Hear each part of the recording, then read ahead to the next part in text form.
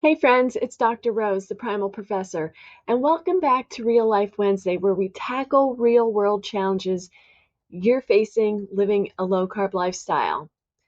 Here's a common one, and it was somebody who reached out to me for a coaching call and reminded me about how important this topic is.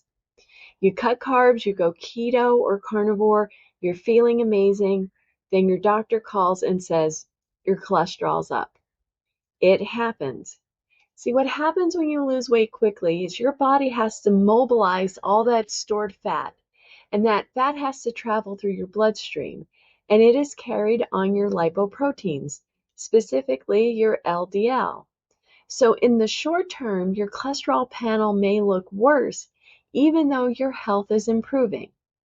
Here's today's nugget. The real story is this. On low carb, triglycerides usually drop.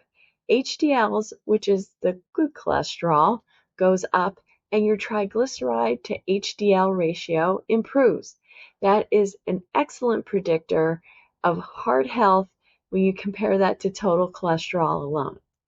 Now, here's the triglyceride twist. Now, what if your triglycerides go up instead? That's different. Elevated triglycerides usually mean one of three things. You're still eating too many refined carbs or sugars, and these could be hidden carbs that sneak in.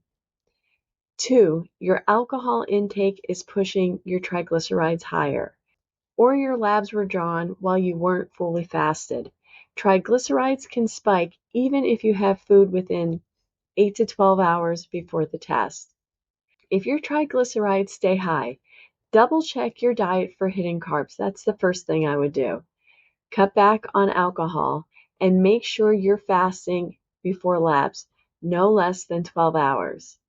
And in most people who are truly low carb, triglycerides fall very fast. It's worth a deeper look with your doctor.